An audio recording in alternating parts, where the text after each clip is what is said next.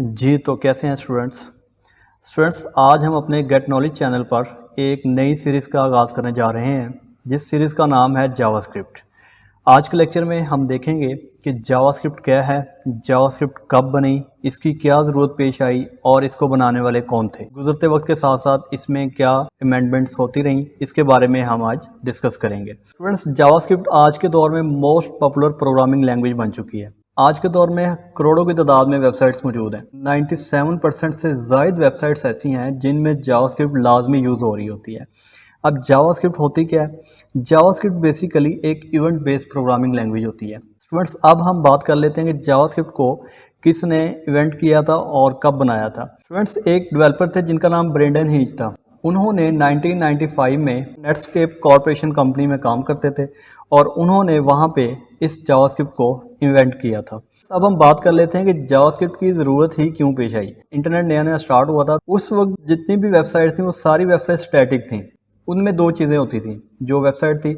एक तो उसमें या तो टेक्स्ट नज़र आ रहा होता था और सेकंड उसमें इमेजेस नज़र आ रही होती थी। तो उस वक्त इंटरनेट नया नया आया था और उस वक्त यही बड़ी बात होती थी कि आपको इंटरनेट पे एक वेबसाइट नज़र आ रही है, वेबसाइट पे आपको टेक्स्ट नज़र आ रहा है, आपको इन्फॉर्मेशन मिल रही है और आपको इमेजेस नज़र आ रही हैं। और उस वक्त ये बहुत बड़ी बात होती थी। वेबसाइट से अट्रैक्टिव नज़र नहीं आती थी। जावास्क्रिप्ट जब बनाई गई तो ये बेसिकली क्लाइंट साइड के लिए बनाई गई थी। क्लाइंट साइड मतलब यूज़र इंटरफेस के लिए बनाई गई थी। लेकिन आज के दौर में इसका बैकएंड पे भी बहुत ज़्यादा काम हो रहा है। नोड.जेएस आ गया, इसके अलावा और बहुत से फ्रेमवर्क्स आ चुके हैं बैकएंड के लिए। जब जावास्क्रिप्ट वेबसाइट्स में यूज़ होना शुरू हो गई तो उसके बाद वेबसाइट्स हमारी बहुत सी अट्रैक्टिव नज़र आने लग गई। आज के दौर में जितनी भी वेबसाइट्स आपको नज़र आती हैं उन सब में 97% से ज़्यादा वेबसाइट्स में जावास्क्रिप्ट का यूज़ हो रहा है।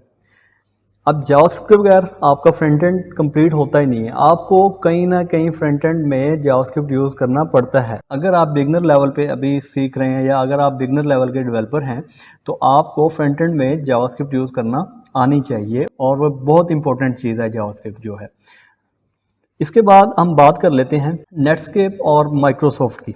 अब ये बेसिकली इन्फॉर्मेशन आपके लिए हो भी सकता है कि गैर ज़रूरी सी हो, लेकिन जो पीछे चल रहा था बेसिकली वो मैं आपको बताना चाहता हूँ कि असल में हो क्या रहा था। एक नेटस्केप कंपनी थी जिसमें ब्रेडन एज काम करते थे और एक उसके मुकाबले में माइक्रोसॉफ्ट की कंपनी थी। माइक्रोसॉफ्ट वाले हैं, इन दोनों में एक प्रॉब्लम हो रही थी कि माइक्रोसॉफ्ट वाले अपने हिसाब से कोड लिख रहे थे जावास्क्रिप्ट का और नेटस्केप वाले अपने हिसाब से लिख रहे थे।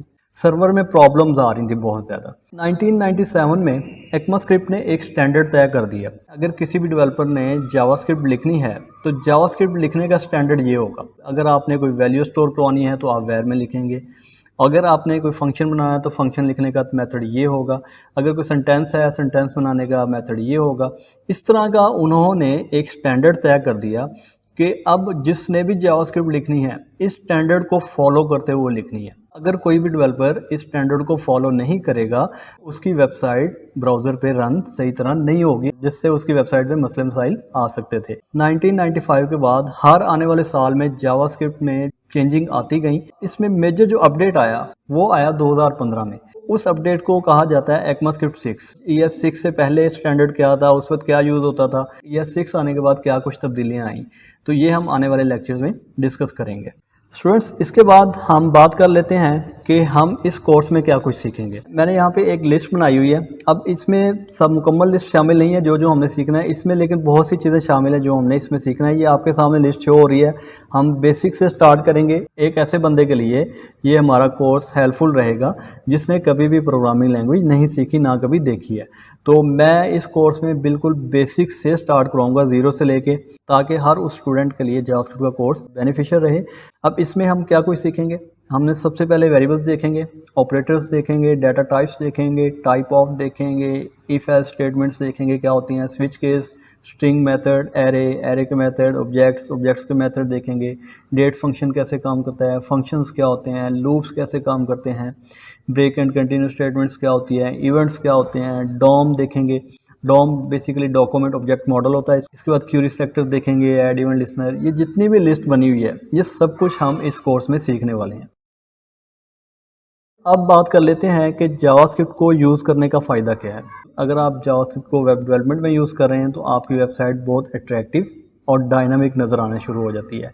अब इसके साथ और क्या कुछ कर सकते हैं जावास्क्रिप्ट के साथ, आप किसी भी वेबसाइट का या सॉफ्टवेयर का या किसी भी मोबाइल ऐप का बैकएंड नोड.जेएस की मदद से बहुत ज़बरदस्त और आसानी से बना सकते हैं। हमारा कोर्स जो क्योंकि अभी वेब डेवलपमेंट का चल रहा है, तो हम वेब डेवलपमेंट की बात करेंगे कि वेब डेवलपमेंट में हम क्या कुछ सीखेंगे। स्टूडेंट्स, मैं आपको इस कोर्स में इस काबिल ज़रूर बना दूंगा कि आप अगर मेरे कोर्स को प्रॉपर फॉलो करते रहेंगे, आप उसकी प्रैक्टिस डेली बेसिस पे समझ के करते रहेंगे, तो एंड पे हम 5 से 10 प्रोजेक्ट्स जावास्क्रिप्ट के बनाएंगे, जिससे आपको आइडिया होगा कि हमने जितनी जावास्क्रिप्ट लर्न की है उनका एक्चुअल में प्रैक्टिकली यूज़ कहाँ पे होता है। हम जावास्क्रिप्ट की मदद से ड्रॉप डाउन बना सकते हैं, एनिमेटेड स्लाइडर बना सकते हैं, मैप्स बना सकते हैं, पॉपअप्स बना सकते हैं, जूम इफेक्ट्स बना सकते हैं, फॉर्म वैलिडेशन। एक जो इम्पोर्टेंट बात है वो ये है कि सबसे पहले हमने बेसिक से स्टार्ट करना है। हमारा कोर्स जो है बिल्कुल बेसिक से स्टार्ट होगा और हमारे कोई 8 से 10 लेक्चर्स जो ऐसे होंगे जिनमें सिर्फ हमने लर्न करना है कि प्रोग्रामिंग का बेसिक कॉन्सेप्ट क्या होता है, प्रोग्रामिंग में बेसिक चीज़ें कौन कौन सी होती हैं। स्टूडेंट्स, इसमें एक बात हम आपको बताना चाहूँगा, वो बात यह है कि जब आप इस जावास्क्रिप्ट कोर्स को या कहीं से भी आप जावास्क्रिप्ट सीखते हैं, ख़ासकर वो स्टूडेंट्स जिनकी पहली लैंग्वेज होती है जावास्क्रिप्ट, उनका एक प्रॉब्लम ये होता है, जब हम उनको बेसिक लेवल से स्टार्ट करवा रहे होते हैं ना, तो उस वक्त वो उनके ज़हन में ये होता है कि अच्छा ये अब कर तो रहे हैं, वेरिएबल्स पढ़ तो रहे हैं, इनका यूज़ कहाँ पे होगा। सबसे पहली बात है कि आपने घबराना नहीं है। घबराना क्यों नहीं है? जितना कुछ भी हम पढ़ेंगे मैं आपको उनके प्रोजेक्ट्स बनाने लास्ट में ज़रूर सिखाऊंगा।